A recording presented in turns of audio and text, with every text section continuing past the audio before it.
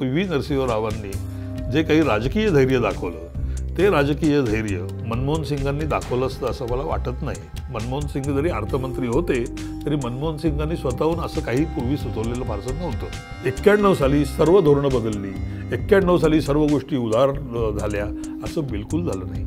अनेक काँग्रेस मुख्यमंत्र्यांचा देखील अंतर्गत विरोध होता, पण केंद्रीय नेतृत्वाच्या आग्रहामुळे त्या प्रकारचा कायदा मंजूर झाला.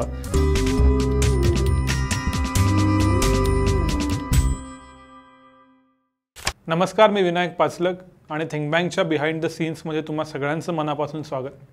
जुलै महिन्याला सुरुवात झाली आणि याच जुलैमध्ये जवळपास 30 वर्षापूर्वी भारतात एक ऐतिहासिक घटना घडली असं म्हणतात. ते म्हणजे उदारीकरणाची सुरुवात झाली.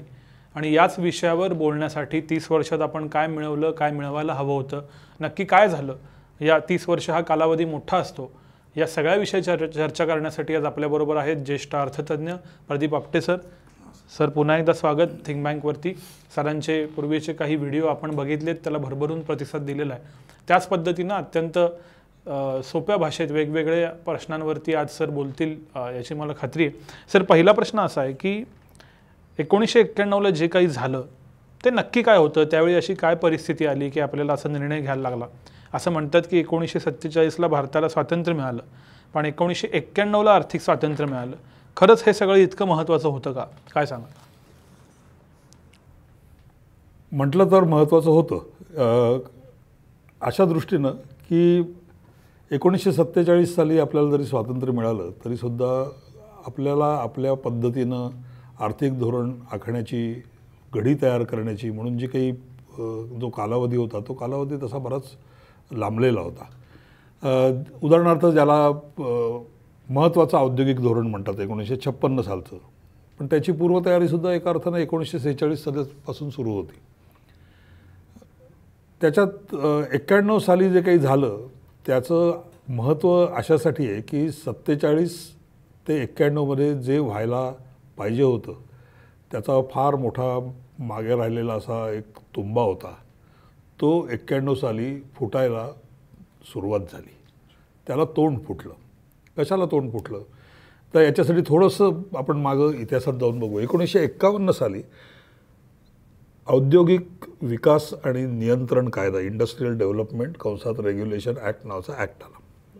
या कायद्यानुसार काय झालं तर या कायद्यानुसार भारतामध्ये उद्योगधंदा जर समजा सुरू करायचा असेल तर त्याला कोणत्या नियंत्रणाच्या चौकटीत राहावं लागतं याचा हा कायदा होता. आणि या कायद्याची ज्या रीतीनं काही अंमलबजावणी झाली, आता या कायद्याचे जर तुम्ही हेतू बघायला गेले त्या हेतूबद्दल कोणी तक्रार करायचं कारण नाही. विकास झपाट्यानं व्हावा, विकास समतोल व्हावा, विकास अशा प्रकारचा असावा की ज्याच्यामध्ये आर्थिक केंद्रीकरण फार कमी असावं, हे सर्व उद्दिष्ट झाली. ती साध्य करण्यासाठी म्हणून जी यंत्रणा प्रत्यक्षात साकारली, अस्तित्वात आली आणि त्याच्याबद्दलच्या अनेक प्रकारच्या तक्रारी असून म्हणजे ज्या उद्देशासाठी म्हणून हा कायदा आला त्या उद्देशाला हरताळ फासत गेलेलं असं हे कायद्याचं स्वरूप बनत गेलं. आणि उद्योगाला चालना मिळण्याच्या ऐवजी ती उद्योगाची अडथळ्यांची शर्यत बनली. याच्याबद्दल 1961 पासून धोरणकर्त्या, धोरणावरती लिहिणाऱ्या लोकांमध्ये वादविवाद चालू आहेत. आणि ज्या रीतीनं या कायद्याची अंमलबजावणी झाली त्या पद्धतीनं आपण औद्योगिक विकासाची घडी वाढवण्याच्या ऐवजी, ती जास्त विकसित करण्याच्या ऐवजी अधिकाधिक वेगवेगळ्या प्रकारानं संकुचित करत गेलो. मक्तेदारी होऊ नये म्हणून आणलेला कायदा मक्तेदारी बनवायला कारणीभूत ठरला, मदतकारक ठरला. ही तक्रार आणि त्याच्यामध्ये दुसराही अजून एक पैलू आहे जो एरवी सहसा लोकांच्या लक्षात येत नाही. तुम्ही जर प्रत्यक्षात घटनांमधली 7वी सूची बघाल तर औद्योगिक विकास ही राज्य सरकारांची जबाबदारी आहे. पण या कायद्याच्यामुळे झालं असं की राज्य सरकारांच्या हातून एका अर्थानं ही जबाबदारी सटकली आणि ती केंद्राच्या पदरात जाऊन पडली. कारण जे काही नियंत्रण करायचं ते नियंत्रण कसं करायचं तर देशभर सारखं पाहिजे. ते कायदे कोण बनवणार तर केंद्र सरकार बनवणार.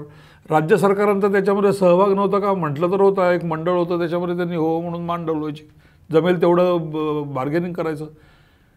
ह्या प्रकारानं जे काही उद्योगाचं स्वरूप तयार झालं त्याला अडथळ्याची शर्यत म्हणायचं कारण असं त्याच्यामधला जो 10वा आणि 11वा 12वा म्हणजे 11A 11B हे जे 2 कलमं होती त्याच्यामध्ये कुठलाही उद्योग तयार करायचा तर त्याच्यासाठी पूर्व परवानगी लागे, म्हणून याला परमिट राज म्हणजे परवाना पद्धतीचा हा कायदा असा म्हणूनच ओळखला जायला लागला।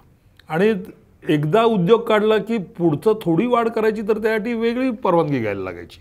मी जर समजा आज एक प्रकारचं स्वयंचलित दुचाकी वाहन बनवतो तर तिचाकी करायची असेल तर वेगळी परवानगी, दुसऱ्या प्रकारचं दुचाकी करायची असेल तरी वेगळी परवानगी, असं होत होत ही सर्व फक्त परवान्यांच्या अडथळ्याची शर्यत आणि परवाना केव्हा मिळेल, कधी मिळेल, कोणत्या निकषांवर मिळेल, कशाला हो म्हणायचं कशाला नाही म्हणायचं याचे जे काही सर्व निकष आणि नियम होते हे नियम हे एका अर्थानं पूर्णतया मनमानीचे होते।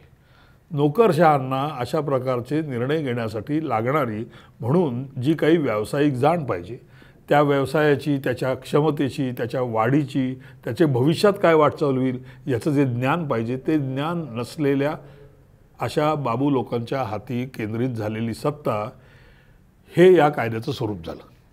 त्यामुळं औद्योगिक विकासाला चालना मिळवायच्या ऐवजी वेगळ्या प्रकारची खीळ पडत गेली। मग एकदा या प्रकारचं नियंत्रण सुरू झालं की त्या नियंत्रणामधून कशी वाट काढायची, कशी चोरवाट काढायची, कशा मार्गाने तो परवाना आपल्या पत्रात पाडून घ्यायचा आणि एकदा आपल्याला परवाना मिळाला की दुसऱ्याला परवाना कसा मिळणार नाही या रीतीनं त्याचा वापर कसा करायचा, असे सर्व ज्या आपल्याला अभिप्रेत नव्हते असे गैरवापराचे प्रकार त्यात सुरू झाले। आता याची इतकी चर्चा झाली, त्याच्याबद्दल इतके वादविवाद झाले, विशेषतः 1958 सालापासून याची सुरुवात झाली की शेवटी 1967 साली सरकारनं त्याच्यावरती एक समिती नेमली। त्या समितीचे अध्यक्ष होते सुविमल दत्त, म्हणून त्याला दत्त कमिटी असं म्हणतात। त्या समितीचा मुख्य उद्देश काय होता की ही जी काही या कायद्याची वाटचाल झाली आणि त्याच्यानुसार ही जी काही परवाना पद्धतीची गडी बसली गेली आहे याचे खरोखर काय परिणाम झाले। त्या अहवालामध्येच सरळ सरळ एका अर्थानं दिलेली कबुली आहे की ज्यासाठी म्हणून आपण केलं त्याच्याबरोबर विरुद्ध परिणाम याच्यातून साध्य झाले।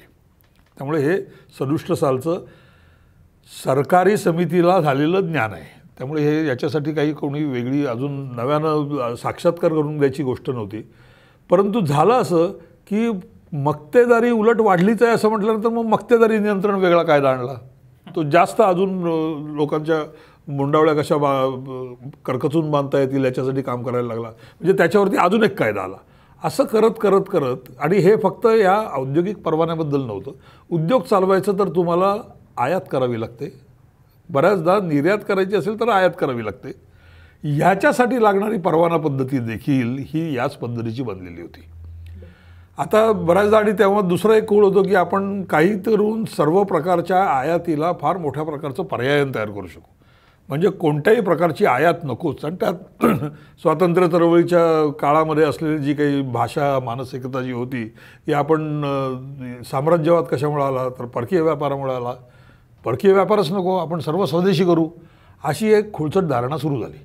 प्रत्यक्षात असं असतं की बऱ्याच वेळेला आयात पर्याय तयार होत नाही, आयाती ज्या प्रकारची आयात आहे त्या आयातीचं स्वरूप बदलत जातं। त्यामुळे या काळामध्ये इतक्या मोठ्या प्रमाणात आयातीवरती निर्बंध असून परवाना पद्धतीनं आयात इतकी कर्कश बांधलेली असूनही प्रत्यक्षात आयात कमी झाली नाही, उलट ती वाढतच राहिली आणि जितक्या प्रमाणात आयात वाढली तितक्या प्रमाणात निर्यात कधीच वाढली नाही। त्यामुळे भारतामध्ये कायम नेहमी ज्याला व्यवहार तूट म्हणतो, बॅलन्स ऑफ पेमेंटमधली, ही सतत वाढतच राहिली। त्यामुळे आयात पर्यायन देखील झालं नाही आणि त्यात मग असं झालं की मी आयात पर्याय देऊ शकतो असं म्हटलेलं एखादं नोंदणी सापडलं की मग तो अधिकारी त्याच्यावरती बोट ठेवणार आणि तो म्हणणार की याचा भारतीय पर्याय उपलब्ध आहे, तो तुम्ही का वापरत नाही। मग अशा कुठल्या गोष्टींसाठी आपल्याला आयात पर्याय मिळू शकतो आणि कुठल्या गोष्टींसाठी पर्याय उपलब्ध आहेत याच्यासाठी एक वेगळी यंत्रणा काढली आहे, त्याला म्हणायचं DGTD, director general of technical development. त्यांच्याकडून जर समजा होकार मिळाला तरच तुम्हाला आयात परवाना मिळेल, अशी DGTD नावाची एक यंत्रणा सुरू झाली। असं करत करत सरकारी नियंत्रणाचं जे काही मोठं तण माजलं त्याच्यामुळे औद्योगिक जो काही घडामोड होती, जी काही औद्योगिक विकासाची क्षमता होती ती मोठ्या प्रमाणात उलट मंदावत राहिली आणि दुसरीकडे उद्योग वाढीसाठी म्हणून असणारं जे साहजिक प्रोत्साहन असतं, ते साहजिक प्रोत्साहन एकतर परवाना पद्धतीनं गेलं होतं. दुसरं, जितक्या प्रमाणामध्ये उद्योगासाठी बाजारपेठ वाढायला पाहिजे, ती बाजारपेठ जर समजा देशांतर्गत नसेल तर परदेशातली पाहिजे. परदेशातली बाजारपेठ जर समजा वाढायची असेल तर फक्त परदेशी तंत्रज्ञान नाही तर परदेशी गुंतवणूक पण यावी लागते. तेव्हा तुम्हाला परकीय बाजारपेठामध्ये शिरकाव मिळतो. तो पण फार मोठ्या प्रमाणात कोंडलेला होता. ह्या सगळ्याच्या परिणामी म्हणून जे काही तयार झालं अपयश, त्या अपयशाला तोंड कसं फोडायचं हा फार काळ चाललेला झगडा होता. याची थोडी वाच्यता ही 1984 साली झाली. उदाहरणार्थ, मक्तेदारी नियंत्रण कायद्याखाली असणाऱ्या कंपन्यांची एकूण मालमत्ता 100 कोटीची जी होती ती मर्यादा वाढवून 1000 कोटी गेली. विश्वनाथ प्रताप सिंह त्यावेळेला वित्तमंत्री होते. तरीसुद्धा लोकांना वाटलं अरे बापरे फारच मोठा बदल झाला. खरं तर काही फार मोठा बदल झाला नव्हता. जर समजा जो काही भाववाढ असते ते धरून बघितलं तर 1000 कोटी काही फार मोठी रक्कम होती असं नाही.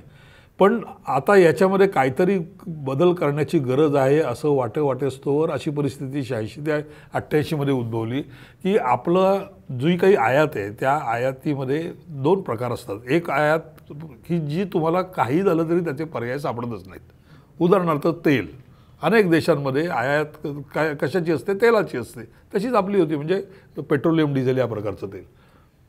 पण त्या आयातीसाठी लागणारी जी परकीय चलनाची उपलब्धता आहे जी आपण एकतर निर्यात करून किंवा परकीय कर्जाच्या स्वरूपातून, म्हणजे लोकांनी आपल्याला उधारी द्यावं 6 महिन्याची, 8 महिन्याची, 12 महिन्याची वगैरे असं म्हणून लागणारं, आणि खेरीज रिझर्व्ह बँकेकडे असणारी जी काही परकीय चलनाची गंगाजळी असते ती इतकी घटत गेली. आणि ती मोजण्याची पद्धत देखील फार विशेष होती त्यावेळची, की आपल्याकडे परकीय चलनाची गंगाजळी किती आहे तर हे सांगायची पद्धत म्हणजे आपल्याकडे 40 आठवड्याची आयात भागेल इतकी गंगाजळी आहे असं बोललं जायचं.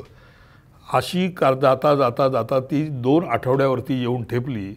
त्यावेळेला आपलं खरं धाबं दणाणलं होतं. आणि ही अभूतपूर्व तयार झालेली अशी जी आर्थिक संकटाची परिस्थिती होती, या संकटाच्या परिस्थितीमध्ये पुन्हा एकदा आपल्याला अगोदरही आपण काढलं होतं, पण त्या कालखंडामध्ये 3 वेळेला आपल्याला आंतरराष्ट्रीय नाणेनिधीकडून कर्ज उचल करावी लागली. कारण आपल्याकडे तेवढं रोजची अर्थव्यवस्थेचं गाडं चालू राहण्यासाठी म्हणून लागणारी आयात होती. ती आयात चालू राहील इतकं देखील परकीय चलन आपल्याकडे नव्हतं.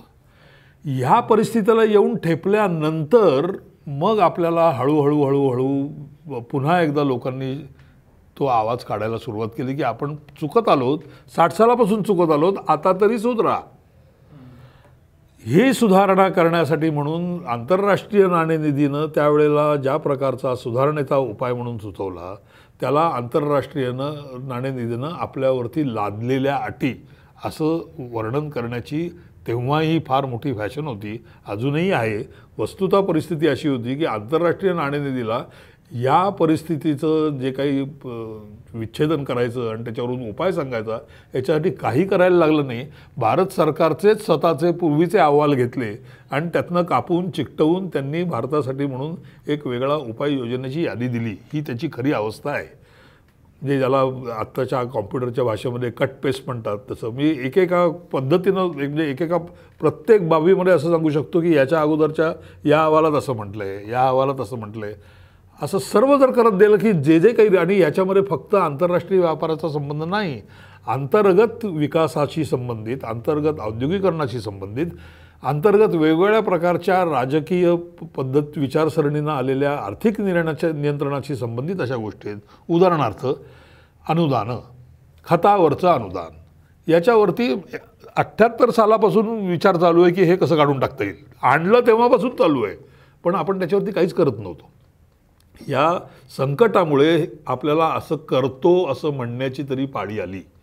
हे या संकटाचं सर्वात मोठं वैशिष्ट्य आणि या संकटाची देणगी. त्यामुळे निदान आत्तापर्यंत आपण केलेल्या वाटचालीतल्या ज्या अनेक वर्ष आपल्यालाच माहिती असलेल्या ज्या घोडचुका आहेत त्या घोडचुका हळूहळू का होईना त्यांचं निराकरण कसं करावं याच्यासाठी म्हणून PV नरसिंहरावांनी जे काही राजकीय धैर्य दाखवलं ते राजकीय धैर्य मनमोहन सिंगांनी दाखवलं असतं असं मला वाटत नाही. मनमोहन सिंग जरी अर्थमंत्री होते तरी मनमोहन सिंगांनी स्वतःहून असं काही पूर्वी सुचवलेलं फारसं नव्हतं. नरसिंहरावांच्या पाठिंब्यामुळं हे जाहीर करण्याचं धाडस आणि धैर्य मनमोहन सिंगांना मिळालं. हे आल्यामुळे काय झालं तर आजवर आपण ज्या रीतीनं आर्थिक धोरणाची गाडी चालवली त्याच्यामध्ये काहीतरी बदल करायला पाहिजे आणि तो बदल झाल्याखेरीज आपण भारताची अर्थव्यवस्था फार मोठ्या प्रमाणात विकासाच्या दिशेनं ओढू शकत नाही याची सार्वत्रिक कबुली आणि जाणीव 91 साली तयार झाली आणि 91 साली खरं तर इतकंच झालं. 91 साली सर्व धोरणं बदलली, 91 साली सर्व गोष्टी उदार झाल्या असं बिलकुल झालं नाही.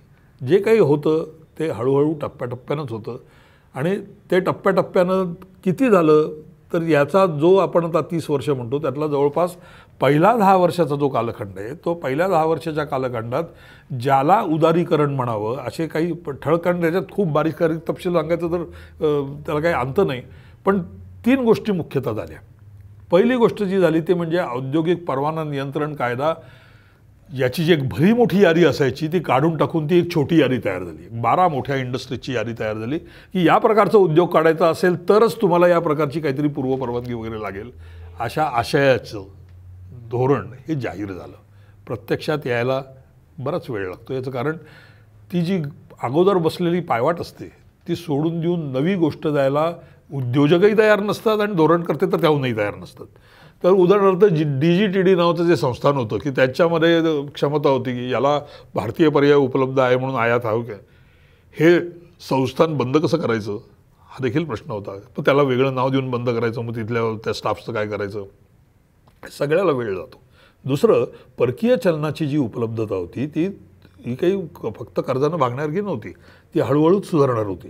त्यामुळे सुरुवातीला आपण काय केलं परकीय चलनाचा मी याच्यासाठी उल्लेख करतो की त्यावेळेला फक्त हे परवाना नियंत्रण जसं होतं तसं परकीय चलनाच्याबद्दल परकीय चलनाचा दर काय असावा विनिमय दर काय असावा याचा दर रोज 11 वाजता लिलाव झाल्यासारखी जाहीर झाल्यासारखी घोषणा व्हायची आणि त्या दरानुसार व्यवहार व्हायचे.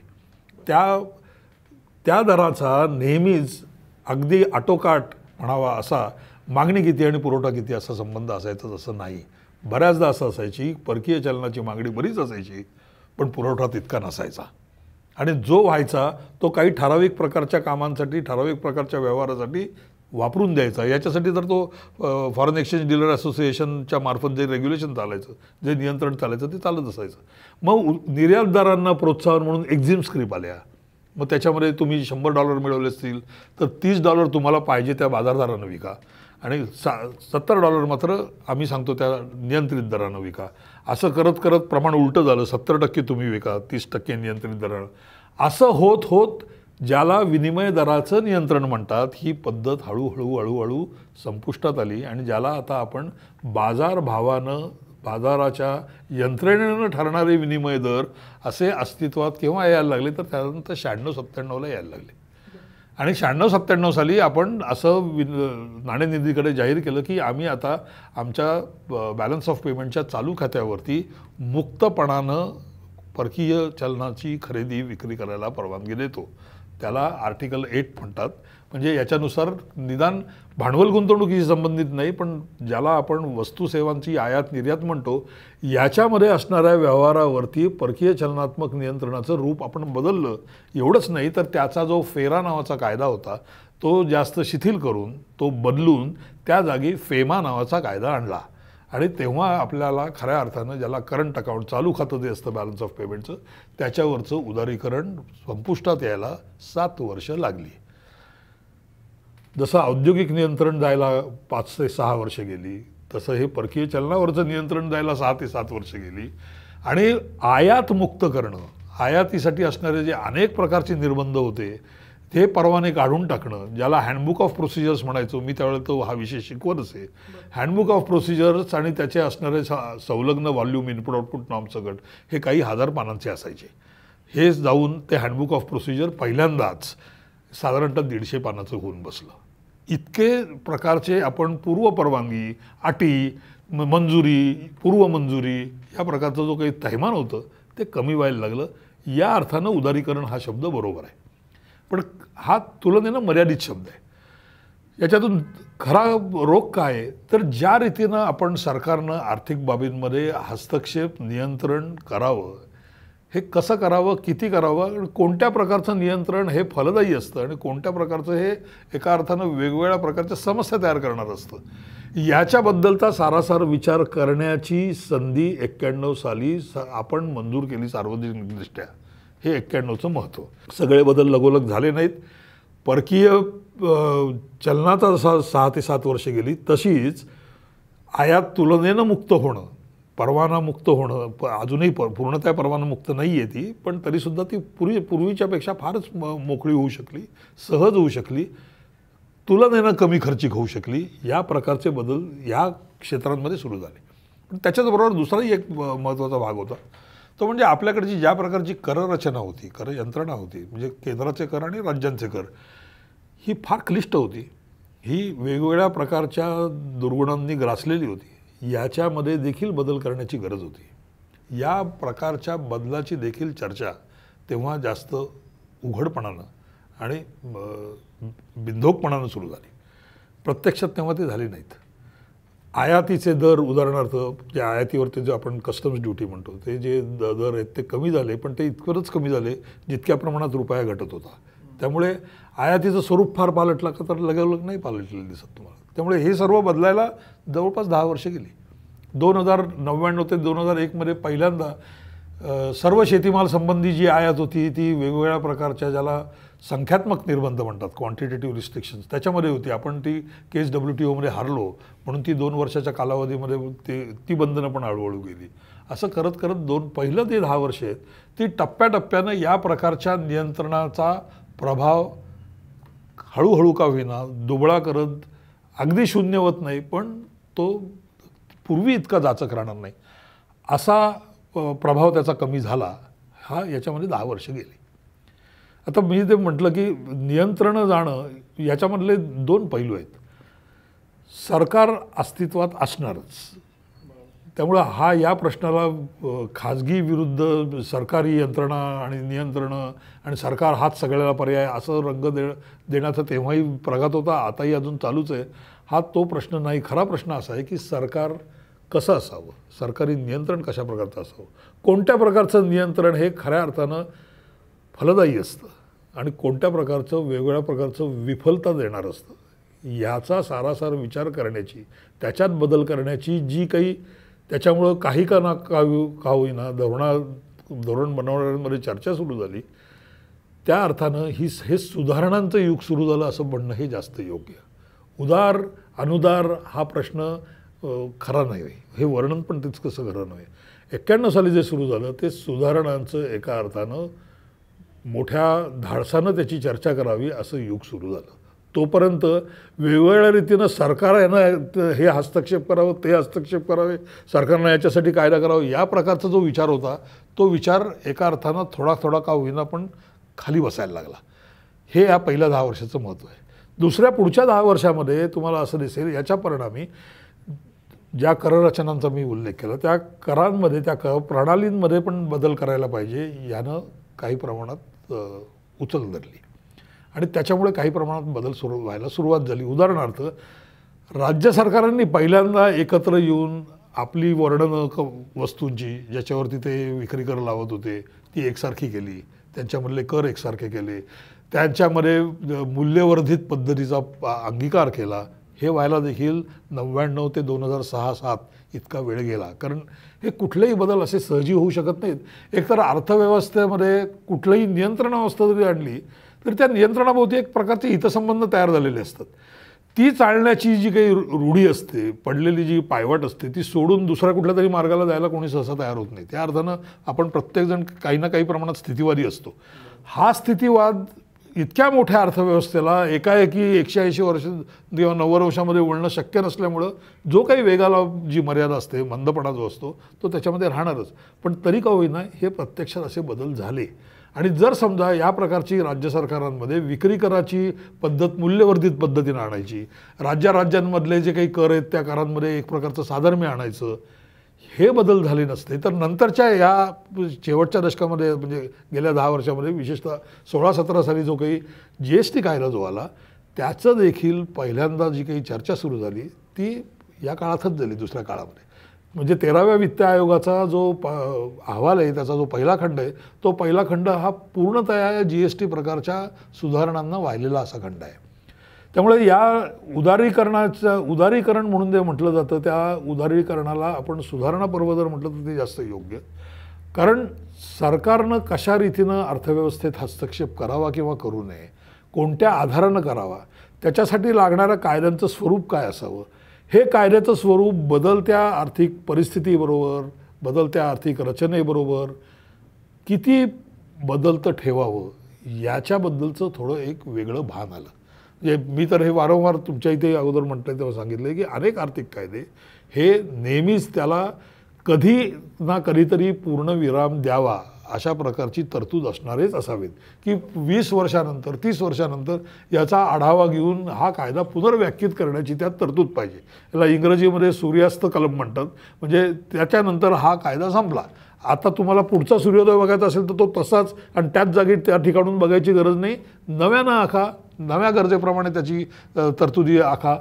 अशा प्रकारची आर्थिक धोरण ठरवणाऱ्या, धोरणाची चौकट ठरवणाऱ्या, त्याचं प्रशासन ठरवणाऱ्या कायद्यांबद्दलची निदान जाण तरी यायला लागली. ही सुधारणा पर्वाची त्यातली खरी चांगली बाजू आहे. आता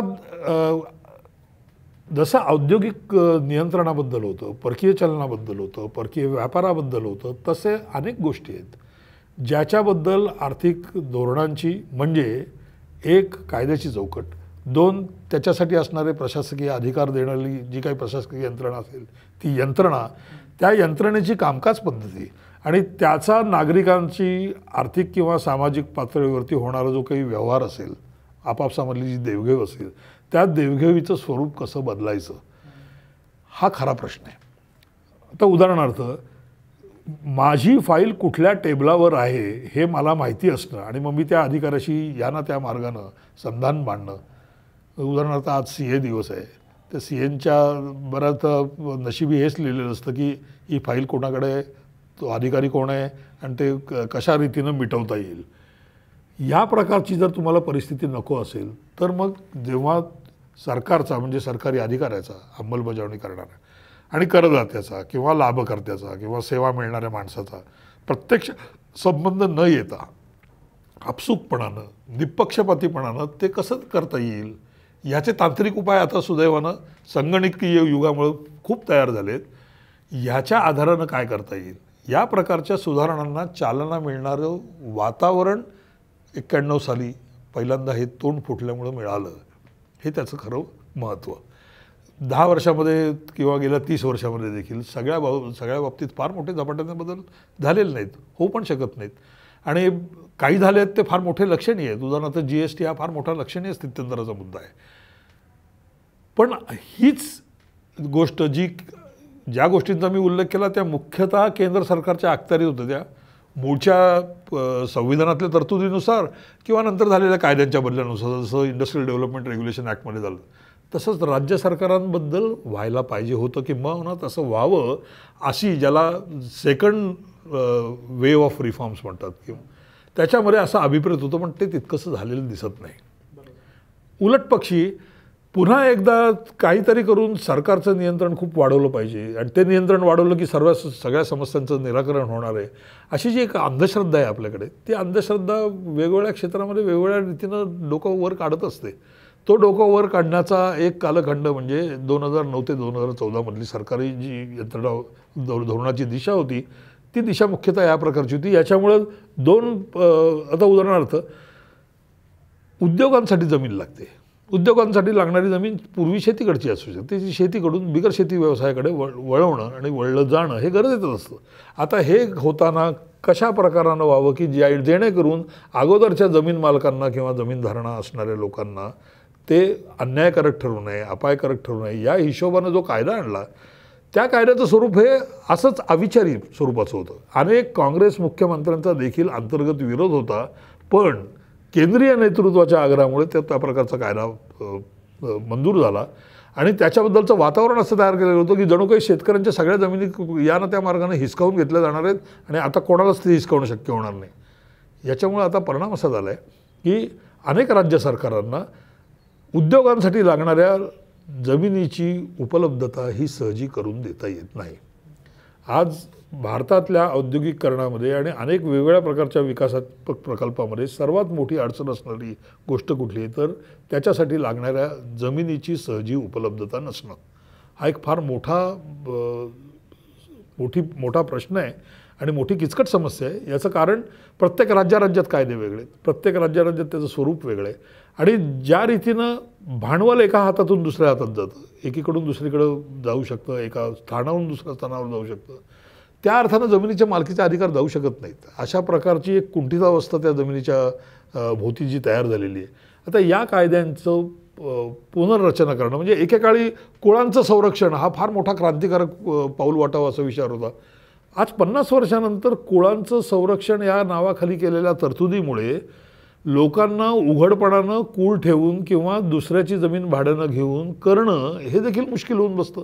हे मुश्किल झालं तर शेतीमधली गुंतवणूक मुश्किल होते. असे जे अनेक आपल्याला त्यावेळेला न जाणवणारे, आपल्याला अभिप्रेत नसणारे जे काही परिणाम घडतात, त्या परिणामांच्या दृष्टीनं आपण त्याचा पुनर्विचार करण्याची जी काही प्रक्रिया आहे, ती प्रक्रिया ही राज्य सरकारांच्या पातळीवरती जितक्या झपाट्याने आणि जितक्या सूक्ष्म प्रमाणात प्रत्येक क्षेत्रात व्हायला पाहिजे तेवढी झाली नाही. दुसरं, केंद्राच्या बाबतीमध्ये विशेष करून बँकिंग रेग्युलेशन ॲक्ट जो आहे तो तर पूर्वीपासून आहे. अनेक प्रकारची अपयशं असून देखील आपण बँकिंग क्षेत्र जे त्याच्यामध्ये म्हणाव्यात अशा सुधारणा करू शकलेलो नाही. आता या व्हाव्यात याची देखील पहिली सुरुवात, त्या प्रकारच्या पहिल्या सूचना किंवा त्याच्या धोरणाच्या शक्यता वर्तवणारी उदाहरणार्थ नरसिंह कमिटी म्हणून कमिटी होती. नंतर फॉरेन एक्सचेंजबद्दलची म्हणजे त्याला कॅपिटल अकाउंट कन्व्हर्टीबद्दलच्या दोन अहवाल तारापूर समितीचे होते. तर आता हे बँकिंग सुधारणेचं जे काही त्रांगडं आहे, हे त्रांगडं त्याला वाचा देखील 90 सालीच फुटली. 90 साली म्हणजे 94 साली नरसिंह कमिटीचे 2 कमिटी आल्या होत्या नरसिंहच्या. त्या दोन्ही अहवालामध्ये मुख्यतः या समस्या भोवतीच होत्या, त्याच्याबद्दलच्या अनेक सूचना आहेत.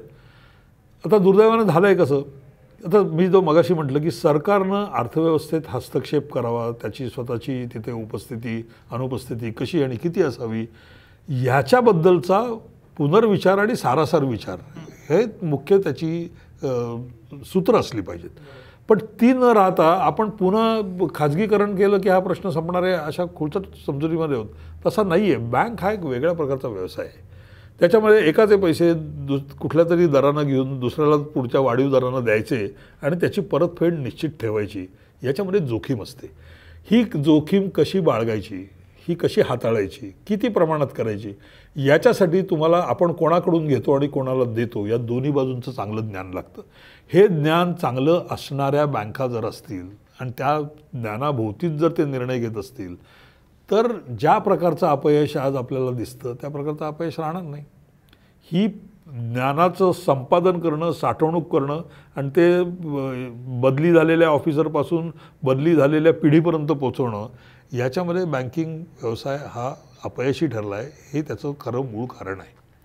आणि याचा म्हणजे बँकेमध्ये होणारे जे काही गैरव्यवहार असतील, बुडवाबुडवीची कर्ज जी असतील, मुद्दा माहीत असून देखील जाणीवपूर्वक बुद्ध्या दिलेली बुडीताचीच कर्ज असतील, हे सर्व प्रकार खाजगीतही घडू शकतात, सार्वजनिक बँकेतही घडू शकतात. हा मालकी हक्काचा प्रश्न नाही. मालकी हक्काचा प्रश्न आहे त्याच्यामध्ये, तो वेगळ्या पैलूचा आहे. एकीकडे सरकार बँकांचं मालक पण आहे, दुसरीकडे त्याचं नियंत्रण करणाऱ्या बँकेचं म्हणजे रिझर्व्ह बँकेचं पण मालक आहे, आणि तिसरीकडं बँकिंग व्यवस्थेकडून उचल घेणारं सर्वात मोठं गिराईक कोण असेल तर तेही सरकारच आहे. ही जी त्रिहेरी भूमिका सरकार निभावतं त्याच्यामध्ये जे काही ताणतणाव तयार होतात आणि ज्याच्यामध्ये दुर्लक्ष करण्याची जी एक व्यवस्था आणि सवय लागून जाते, त्याचे हे संचित परिणाम आहेत. आता इतके दिवस आपण इतक्या प्रकारच्या आर्थिक सुधारणा हाताळतोय, आपल्याला बँकिंग व्यवसायाबद्दल हे का नाही सापडलेलं? तर याचं कारण मालकी हक्काला प्रत्येक वेळेला वाद नेऊन भिडवला की त्याचं मूळ जे कारण असतं, ते मूळ समस्या जी असते ती बाजूला पडते. त्यामुळे अशा अनेक समस्या आहेत की ज्याच्यामध्ये देखील जसा औद्योगिक नियोजन किंवा औद्योगिक परवाना नियंत्रण याच्याबद्दल आपण फेरविचार करायला सुरुवात केली, तसा फेरविचार जवळपास प्रत्येक सरकारी हस्तक्षेप किंवा उपस्थितीबद्दल झाला पाहिजे. तो जेव्हा तो राहील त्यावेळेलाच खऱ्या अर्थानं आपण 4 पावलं पुढं जातो. आणि याच्यामध्ये आता फार मोठी जबाबदारी ही मुख्यतः राज्य सरकार आणि स्थानिक स्वराज्य संस्थांकडे येणार आहे. कारण स्थानिक स्वराज्य संस्थांना म्हणजे हा प्रश्न फक्त यांच्यापुरता का मर्यादित नाही, स्थानिक स्वराज्य संस्थांना आता स्वतःची गुंतवणूक आणि स्वतःचा रोजचा संसार चालण्यासाठी लागणारी खर्चाची जी काही महसुलाची गरज आहे ही भागण्यासाठी त्यांना खरं उत्पन्नाचं साधन काय पाहिजे, तर ते ज्या प्रकारच्या सेवा पुरवतात त्या सेवांची किंमत त्यांनी त्यांच्या नागरिकांकडून वसूल करता त्यांना आली पाहिजे. पाणी असेल पाणी, वीज पुरवठा असेल तर वीज पुरवठा, ह्याची किंमत यंत्रणा कशी असावी, किंवा ज्या प्रकारच्या सेवा त्यांच्याकडे अभिप्रेत आहेत. आता या कोविडच्या काळामध्ये जी समस्या मोठ्या प्रमाणात झाली की लोक एका राज्यातून दुसऱ्या राज्यात स्थलांतरित होतात. स्थलांतरित झालेल्या मजुरांना एका अर्थानं कोणीच वाली नसतो जिथे ते स्थलांतरित होत तिथे. त्यांची नोंद कोणी ठेवायची? जुना 1980 सालचा कायदा म्हणतो राज्य सरकारने ठेवायची. कुठल्या राज्य सरकारनं ठेवली होती? आता जेव्हा हे तांडे परत जायला लागले त्यावेळेला मग सरकारनं हे करावं, म्हणजे केंद्र सरकारनं हे करावं, ही जबाबदारी राज्य सरकारांची आहे, होती आणि राहणार आहे. आता या संकटामुळे का होईना आपण असं म्हणतो की तुम्ही कुठेही जा, तुमचं रेशन कार्ड हे तुम्ही जिथं असता तिथं चालू शकतं. आता one nation one ration card सारखी योजना अंमलात आणण्यासाठी राज्य सरकारने स्वतःहून प्रयत्न केले होते का? केलेले नव्हते. त्यावेळेला ही लोक परराज्यातली लोक इथे येऊन राहत होती, त्यांनाही स्वस्त दर धान्य योजनेची गरज होती, राज्य सरकारांनी पुरवली होती? नव्हती पुरवली. आता या योजनेखाली पुरवायची म्हटली तर राज्य सरकारांना कसं वळवायचं याच्यासाठी हा प्रश्न येईल. जर समजा त्यांना सांगितलं तुम्ही हे करा, किती जण करतील? करणार नाहीत. इतर माणसांसारखीच राज्यव्यवस्था पण असते, त्यालाही प्रोत्साहन लागतं, म्हणजे त्याला इंग्रजीमध्ये कॅरेट अँड स्टिक म्हणतात तसं लागतं. आज ते तयार झाले. याचं कारण जर तुम्ही या प्रकारची योजना पत्करली तर तुम्हाला हे वाढीव कर्ज मिळेल अशी अट घातली आहे, म्हणून राज्य सरकार आज तयार झाली. म्हणजे थोडक्यात राज्य सरकारांना देखील अशा प्रकारची प्रोत्साहनाची किंवा कोणत्या ना कोणत्या प्रकारची गोष्ट नाकारण्याची भीती असावी लागते. त्याखेरीज ते बदलणार नाहीत, कारण स्थितीप्रियता ही सगळ्यांनाच आवडत असते. का बदलतील ते? त्यांना बदलायला प्रोत्साहन काय? हे प्रोत्साहन पुरवणं आणि त्या प्रोत्साहनाबरोबर त्याचा जो काही असेल तो दंड देखील पुरवणं ते न करण्याबद्दल, याची गरज आहे. ही गरज राज्य सरकारांनी देखील स्थानिक स्वराज्य संस्थांमध्ये वापरण्याची गरज आहे, किंवा ते वापरतातही. फक्त आपल्याला जेव्हा दंड दाखवला जातो त्यावेळेला प्रत्येकजण ओरडतो, एवढीच खरी ती गोष्ट आहे. जे जसं आपण IMFच्या बद्दल म्हणायचो की तुम्ही आम्हाला कोण सांगणार, कर्ज तर घ्यायला तुम्ही जाणार आहात आणि तुम्हीच त्यांना जर सांगायला लागलं की माझं सार्वभौमत्वाचा प्रश्न आहे, असं होत नाही. तसंच हे परिस्थिती आहे की ज्याच्यामध्ये सुधारणा गरजेच्या आहेत त्या सुधारणा कोणत्या, त्याचं कायदेशीर रूप काय आहे, म्हणजे कायदा बदलायला पाहिजे का कायदा तोच ठेवायचा आहे, पण त्याचं प्रशासकीय यंत्रणेमधली जी अंमलबजावणी ती बदलायची आहे. ज्या रीतीनं यामार्फत सरकारचा आणि सेवा मिळणाऱ्या माणसाचा किंवा त्या नागरिकाचा संबंध येतो, त्या संबंधाचं स्वरूप कसं असावं, ते किती पारदर्शी असावं, ते किती प्रमाणात अधिकाऱ्यांना म्हणून जी काही स्वतःची अशी एक खास अधिकार जे दिलेले असतात त्याला डिस्क्रिशनरी पॉवर म्हणतात, ही किती कमी करता येईल. अशा प्रकारच्या अनेक सुधारणा आहेत. त्या सुधारणांकडे आपण म्हणावं तेवढं लक्ष गेल्या 30 वर्षात देखील दिलेलं नाही. आणि माझ्या मते 30 वर्ष हा मोठा कालखंड आहे, जे एका पिढीपेक्षा जास्त कालखंड उलटून गेला आहे. पण तरीसुद्धा आपण या प्रकारच्या बदलांना सामोरे सहजी जायला तयार नाही. याच्यामधून आपल्या स्थितीप्रियतेचं लक्षण म्हणून याच्याकडे बघितलं पाहिजे. ही स्थितीप्रियता सोडणं आणि सुधारणा पत्करणं, उघड्या डोळ्यांनी पत्करणं, खुल्या मनानं पत्करणं आणि कुठल्या तरी कालबाह्य झालेल्या ज्या अपयशी ठरलेल्या अशा संकल्पनांना चिकटून राहून जे अगोदर जे चाललं आहे ते कसं चांगलं होतं अशी जी काही विरोध जो होता त्या विरोधाची वृत्ती काही 30 वर्षात फार फरक पडलायचं नाही. जे भारतामधला एक मोठा विरोधाभास हाच आहे की जे स्वतःला आमूलाग्र क्रांतीचे दूत समजतात ते सहसा नेहमी आत्ता चालू असलेल्या व्यवस्थेचे पुरस्कर्ते म्हणून नेहमी आंदोलनात पुढे उभे असतात.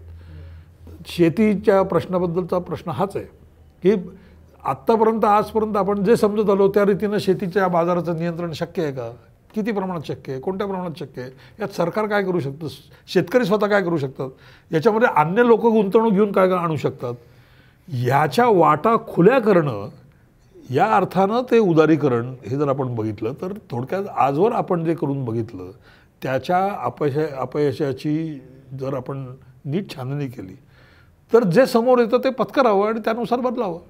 हा 91नं दिलेला धडा होता आणि तो फक्त तेवढ्याच कालखंडापुरता होता, तेवढ्याच विषयांपुरता असं होता असं नाही.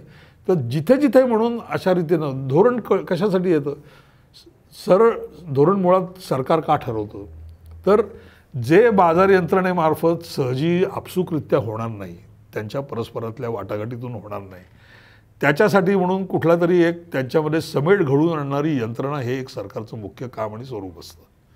हे स्वरूप कसं अधिक चांगलं नेटकं करता येईल, अधिक रेखीव करता येईल, अधिक पारदर्शी करता येईल, अधिक समतुल्य करता येईल, म्हणजे कुठलीही बाजू एका बाजूनं ते फार झुकलेलं जाता कामा नये, या अर्थानं सुधारणेला नेहमीच वाव असतो. आणि हा प्रश्न सरकार नाहीसं करणं असा असत नाही, कारण काही ना काही प्रमाणात कोणत्या ना कोणत्या प्रमाणामध्ये सार्वजनिक म्हणजे अनेक लोकांचे अनेक वेगवेगळ्या गटांची मोड बांधू शकणारी एक चौकट समाजाला स्वतःला उभी करावी लागते. या अर्थानं सरकार हे अटळ असतं. पण हे सरकारचं स्वरूप राहावं आणि या पलीकडे ते जास्त जाऊ नये, ते काही विशिष्ट प्रकारच्या गटांच्या बाजूने जास्त जाऊ नये, याच्यासाठी काय करता येईल याचा विचार करण्याची सगळ्याच समाजांना नेहमीच गरज असते. 91 सालानंतर काय झालं तर अशा प्रकारचे बदल करण्याला थोडी का होईना एक सामाजिक प्रतिष्ठा आली, किंवा अजून ती सहजी मिळाली असं नाही. 91 साली जेव्हा हे बदल झाले त्यावेळेला अनेक विशेष करून डाव्या आणि उजव्या दोन्ही बाजूच्या लोकांनी असा काही गदारोळ केला होता की आता जणू काही नक्की भारत जास्त रसातळाला जाणार, परकीय चलनाची गंगाजळी हे आता उत्तरोत्तर जास्त खालावत जाणार, पुन्हा 10 वर्षांनी आपण नाणेनिधीकडे कर्ज ज्यासाठी मागायला गेलो त्याच अवस्थेत असणार, अशी भाकीतं लिहून ठेवली होती. प्रत्यक्षात काय झालं त्याच्याबरोबर उलटं झालं. कारण व्यवस्थेला म्हणून स्वतःचं एक शहाणपण असतं, ते शहाणपण जास्त जोपासणं हे धोरणकर्त्यांचं मुख्य काम आहे, ही त्यांची जबाबदारी आहे. आणि या अर्थानं सुधारणेला विन्मुख राहणं, सन्मुख राहा, हा 91चा खरा धडा आहे. आणि इतक्या मोठ्या प्रमाणात कदाचित तो जर ज्याला आपण संकट म्हणावं असं अरिष्ट म्हणावं असा जर प्रसंग झाला नसता तर मला शंका आहे की भारतातले राजकीय आणि त्या राजकीय पुढाऱ्यांचे किंवा राजकीय पक्षांचे उखंड असणारे तथाकथित धोरणं विचारवंत हे याला सामोरे गेले असते असं मला वाटत नाही. पण त्यामुळे जाऊ शकले ही त्यातल्या त्यात चांगली गोष्ट. म्हणजे असं म्हणता येईल का की 1991च्या संकटामुळे हे निर्णय घ्यावे लागले आणि त्यामुळे देश वाचला, हा प्रश्न एक. आणि दुसरा प्रश्न असा की आता 30 वर्षांना पाठीमागं बघितल्यानंतर जे काही त्यातनं घडायला पाहिजे होतं ते पुरेसं घडलंय का? पुरेसं घडलंय का याला फुटपट्टी नाही, पण एक नक्की आहे की निदान ज्या प्रकारचं नियंत्रण आणि ज्या प्रकारचं अतिरेकी नियंत्रण हे सरकारमार्फत राबवलं जात होतं ते निष्फळ होतं आणि ते गरजेचं नव्हतं हे नक्की सिद्ध झालं. या अर्थानं पुन्हा जर कोणी त्या प्रकारचं नियंत्रण आणायचा प्रयत्न केला किंवा त्या प्रकारचं नियंत्रण अन्य क्षेत्रात आणायचा प्रयत्न केला तर निदान त्याच्याविरुद्ध उघडपणानं बोलता येतं अशी परिस्थिती जरी तयार झाली, ती हमखास तशीच टिकेल अशी खात्री नाही. जी नॅशनल ॲडवायझरी कमिटी नावाची जी कमिटी मध्यंतरी UPAच्या दुसऱ्या कालखंडामध्ये होते, त्यांनी घेतलेले अनेक निर्णय, त्यांनी लादलेले अनेक धोरणात्मक पवित्रे हे अनेक दृष्टीनं त्या जुन्या कालखंडाकडे नेणारे होते, कारण ते जुन्या विचारपद्धतीनं ठोकताळ्यानं बनलेले होते.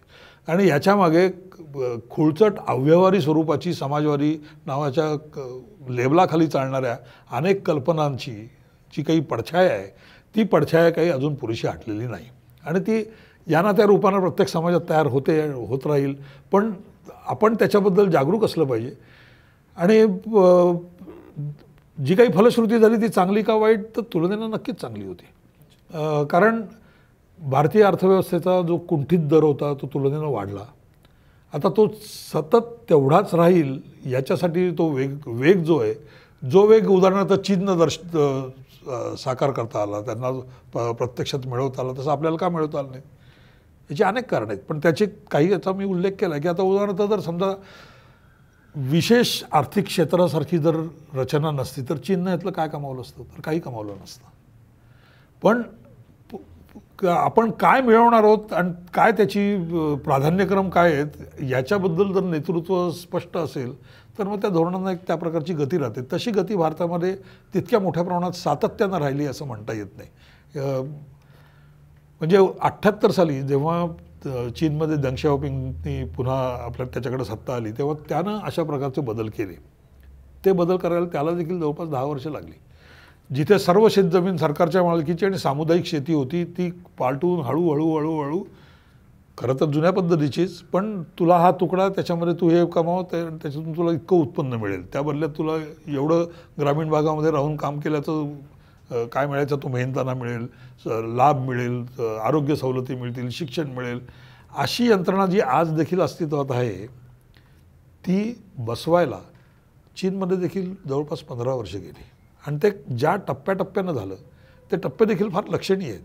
चीनचं उदाहरण या बाबतीत देखील विशेष का लक्षात घ्यावं, कारण अतिरेकी अतिटोकाचं पूर्ण सत्तेचं केंद्रीकरण आणि पूर्णतः सरकारीकरण असलेल्या अवस्थेतून टप्प्याटप्प्यानं चीन बाहेर पडून त्यानं अन्य वैयक्तिक आणि खाजगी प्रकारच्या उद्योगांना दिलेली परवानगी 1987 ते 97 या कालखंडामध्ये विशेष आर्थिक क्षेत्र तयार करून परकीय भांडवलाला दिलेलं आमंत्रण आणि त्याच्यातून साधलेली निर्यातीची वाढ.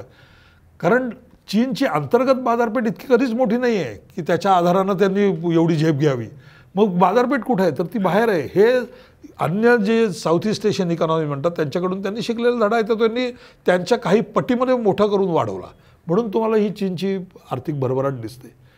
प्रत्येक जशी भरभराट आहे त्या भरभराटाशी संबंधित अशा विशेष समस्याही तयार होतात. आपली समजूत आहे की पूर्ण दोषविरहित असा एक समाज तयार करता येईल. असा समाज कधी तयार होत नाही. समाज नेहमी एका प्रकारच्या दोषावस्थेतून दुसऱ्या प्रकारच्या दोषावस्थेत जातो. त्या दोषावस्थेच्याशीच लगडलेल्या त्याच्याशीच बांधलेल्या प्रगतीच्या पण तितक्याच अवस्था असतात. तर या ज्या झपाट्यानं या प्रगतीच्या अवस्था आपल्याला साधता येणं शक्य होतं ते आपण साधू शकलो नाही. याचं काही कारण आपली राजकीय पद्धती आहे आणि काही कारण राज्यकर्त्यांमध्ये धाडस नसणं, राज्यकर्त्यांमध्ये या प्रकारच्या बदलाची जोखीम पत्करण्याची धैर्य नसणं हे त्याच्यामधलं एक फार महत्त्वाचं कारण आहे. आणि असंही दिसतं की ज्या कालखंडामध्ये कुठलाच एक राजकीय पक्ष प्रबळ नाही त्या कालखंडामध्ये कधी बऱ्याचदा या सुधारणांचं जे घोडं आहे ते जास्त दामटता येतं आणि जिथे एकमुखी सत्ता असते तिथे बऱ्याचदा ते दामटता येत नाही. दामटता आलं तर काही बाबतीत येतं काही बाबतीत येत नाही. विशेष करून केंद्र राज्य संबंधांमध्ये हा तिढा कायमच राहिलेला आहे आणि माझ्या मते तो राहील कायमच तसा. याचं कारण प्रत्येक राज्य सरकारांची याबद्दलची धारणा वेगळी आहे आणि त्यामुळे केंद्राकडून आलेले बदल हे कुठलेही राज्य सरकार कुठल्याही पक्षाचं असो सहजी कधीही पत्करत नाही. फार तर तुमच्याच पक्षाचं केंद्र आणि तुमच्याच पक्षाचं राज्य जर असेल तर ते तुम्ही हळू दबक्या आवाजात बोलतात, जसं त्या नॅशनल ॲडवायझरी कमिटीच्याबद्दल होत होतं तसं त्या प्रकारचा खुलेपणा आणि त्या प्रकारची मोकळीक ही राज्यकर्त्यांच्या मानसिकतेतच नाही. आणि याचं कारण राज्यकर्ते देखील जनते इतकेच स्थितिवादी आहेत. त्यांना या प्रकारची जोखीम घ्यायची नाही आणि ते जोखीम घेणारे जे राज्यकर्ते ते यशस्वी पण झालेत. मर्यादित प्रमाणात असतील, काही ठराविक क्षेत्रात असतील, पण तुम्हाला आंध्रमध्ये त्याचे पडसाद दिसतात, गुजरातमध्ये दिसतात, मध्य प्रदेशात दिसतात, राजस्थानमध्ये दिसतात आणि वेगवेगळ्या पक्षांची सरकार असताना देखील झालेलं दिसतं. याचं कारण अर्थव्यवस्था त्याला काहीतरी प्रतिसाद देते हे लक्षात आल्यानंतर राज्यव्यवस्था चालवणाऱ्या लोकांना थोडंसं धैर्य येतं. ते धैर्य आलं, तो धीर आला की मग त्यांची 2 पावलं पुढे टाकायला सुरुवात होते. पण अजूनही राज्यकर्त्यांची मानसिकता आपण ही व्यवस्था फार मोठ्या प्रमाणात सुधारू शकतो अशा शक्यता खूप आहेत. या शक्यता पडताळणं, या शक्यता जास्तीत जास्त लोकांकडून मागून घेणं प्रतिसादाच्या स्वरूपात आणि त्याची अंमलबजावणी करणं अशी मानसिकता मला वाटत नाही कुठल्याच राजकीय पक्षामध्ये अजूनही इतक्या मोठ्या प्रबळ प्रमाणामध्ये आहे.